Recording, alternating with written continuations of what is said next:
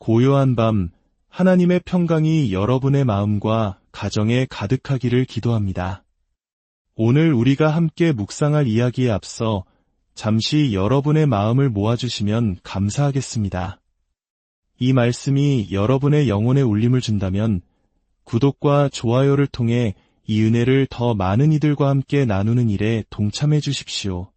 살아있는 하나님의 말씀이 더 멀리 퍼져나갈 수 있도록 돕는 여러분의 작은 손길 위에 주님의 크신 축복이 함께하기를 소망합니다. 이제 우리 함께 2000년 전 예루살렘의 어두운 밤 한동산으로 들어가 보겠습니다. 오늘 우리가 펼쳐볼 성경의 한 페이지는 요한복음 18장입니다.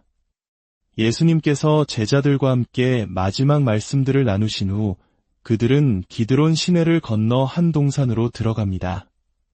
그곳은 예수님과 제자들에게 매우 익숙하고 어쩌면 수많은 행복한 기억이 깃든 아늑한 쉼터와도 같은 곳이었습니다. 조용한 나무들 사이에서 함께 기도하고 하늘의 비밀에 대해 이야기를 나누던 그들만의 특별한 장소였지요. 하지만 그날 밤의 공기는 이전과 달랐습니다. 평화로운 동산에 어둠의 그림자가 짙게 드리우고 있었습니다. 예수님을 팔아넘길 유다도 그 장소를 잘 알고 있었습니다. 그는 혼자가 아니었습니다. 그의 뒤에는 로마 군인들과 대제사장 및 바리새인들의 아랫사람들로 이루어진 큰 무리가 따르고 있었습니다. 그들의 손에는 등불과 횃불, 그리고 차가운 무기들이 들려 있었습니다. 이 장면을 상상해 보십시오. 세상에 비치신 분을 찾기 위해 횃불을 들고 만왕의 왕을 잡기 위해 무기를 든 아이러니한 모습입니다. 그들은 자신들이 누구를 대적하러 왔는지 전혀 알지 못했습니다. 그때 예수님께서는 자신에게 일어날 모든 일을 아시고도 숨거나 피하지 않으셨습니다.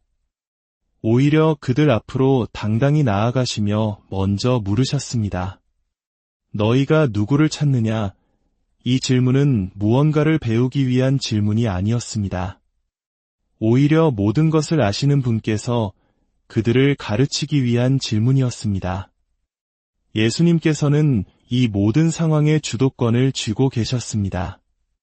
그들은 대답했습니다. 나사렛 예수요. 예수님께서 말씀하셨습니다. 내가 그니라. 이 짧은 선포, 헬라어 원문으로 에고 에임이라고 불리는 이 말씀은 단순한 긍정의 대답이 아니었습니다. 이는 구약시대에 하나님께서 모세에게 자신의 이름을 밝히셨던 나는 스스로 있는 자니라 라는 거룩한 선언과 맞닿아 있는 신적인 권위의 선포였습니다. 그 말씀이 울려 퍼지는 순간 놀라운 일이 벌어졌습니다. 무기를 들고 이세등등하게 서 있던 군인들과 무리들이 뒷걸음질 치다가 땅에 쓰러졌습니다. 하나님의 아들이신 예수님의 신성 앞에서 인간의 모든 힘과 권세는 먼지처럼 무너져 내린 것입니다. 요한은 이 장면을 통해 우리에게 분명히 보여줍니다. 예수님은 무력하게 붙잡히신 것이 아니라 스스로 자신을 내어주셨다는 사실을 말입니다. 그들이 땅에 엎드러져 있는 동안 예수님께서는 다시 물으셨습니다. 누구를 찾느냐? 그들은 다시 나사렛 예수라고 대답했습니다. 예수님께서는 말씀하셨습니다. 내가 그라고 이미 말하지 않았느냐? 그러니 나를 찾거든 이 사람들은 가게 내버려 두어라. 바로 이 순간 우리는 예수님이 참된 목자이심을 봅니다.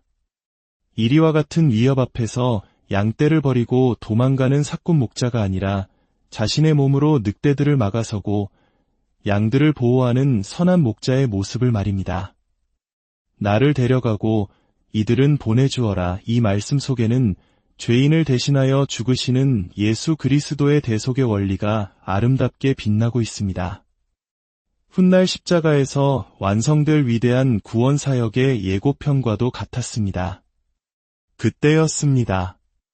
다혈질이 제자 시몬 베드로가 칼을 뽑아 들었습니다.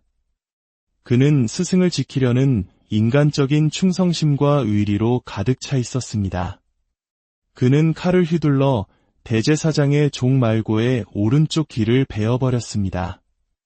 어쩌면 우리 한국 사람들이 중요하게 여기는 의리의 마음이었을지도 모릅니다. 스승을 위해서라면 목숨이라도 바치겠다는 뜨거운 마음이었겠지요. 하지만 그 행동은 하나님의 뜻을 거스르는 불순종이었습니다. 예수님께서는 이미 이들은 가게 하라고 말씀하시며 자신이 모든 것을 책임지실 것을 분명히 하셨기 때문입니다. 베드로는 자신의 힘으로 예수님을 보호하려 했지만 그것은 아버지의 뜻과 예수님 사이를 가로막는 행위였습니다. 예수님은 베드로를 꾸짖으셨습니다. 내 칼을 칼집에 꽂아라. 아버지께서 내게 주신 잔을 내가 마시지 아니하겠느냐? 바로 이 질문, 이것이 오늘 우리가 깊이 묵상해야 할 이야기의 핵심입니다. 아버지께서 내게 주신 잔, 이 잔은 과연 무엇을 의미할까요? 요한복음은 다른 복음서들과 달리 예수님께서 겟세마네 동산에서 할 수만 있다면 이 잔을 내게서 옮겨주십시오라고 피땀 흘려 기도하신 고뇌의 장면을 기록하지 않습니다. 대신 요한은 그 모든 영적 싸움과 고뇌를 바로 이 한 문장, 아버지께서 주신 잔을 내가 마시지 아니하겠느냐? 라는 질문 속에 압축하여 담아냈습니다. 성경에서 잔은 종종 하나님의 심판과 진노를 상징합니다. 시편 75편은 여호와의 손에 잔이 있어 술거품이 일어나는도다. 땅의 모든 악인이 그 찌꺼기까지 다 마시리로다 라고 노래합니다. 이사야 신한장 역시 여호와의 손에서 그의 분노의 잔을 마신 예루살렘이여 라고 외칩니다. 그렇습니다. 예수님께서 마셔야 했던 잔은 단순히 십자가의 육체적 고통이나 제자들과의 이별, 인간적인 모욕만을 의미하는 것이 아니었습니다. 그 잔은 인류의 모든 죄악과 불경건함에 대해 쏟아지는 하나님의 거룩하고 공의로운 진노 그 자체였습니다. 죄가 없으신 거룩한 아들께서 온 세상의 죄를 짊어지고 아버지 하나님으로부터 완전히 버림받는 그 끔찍한 영적 고통의 잔이었습니다. 인간이신 예수님께서는 본성적으로 그 잔을 마시고 싶지 않으셨습니다. 거룩하신 분으로서 죄와 하나가 되고 사랑의 근원이신 아버지와 단절되는 것을 원하실 리가 없었습니다. 그러나 예수님께서는 자신의 뜻을 아버지의 뜻에 온전히 복종시키셨습니다. 그것이 바로 우리를 구원하시기 위한 영원 전부터 계획된 삼위 하나님의 사랑의 계획이었기 때문입니다. 우리는 여기서 십자가의 신비를 오해해서는 안 됩니다. 이것은 성부 하나님께서 마지못해 아들을 벌하신 사건이 아닙니다. 또한 아들 예수님께서 주저하시는 아버지를 억지로 설득한 사건도 아닙니다. 십자가는 성부, 성자, 성령 삼위 하나님의 완전한 연합과 사랑 안에서 이루어진 자발적인 희생이었습니다.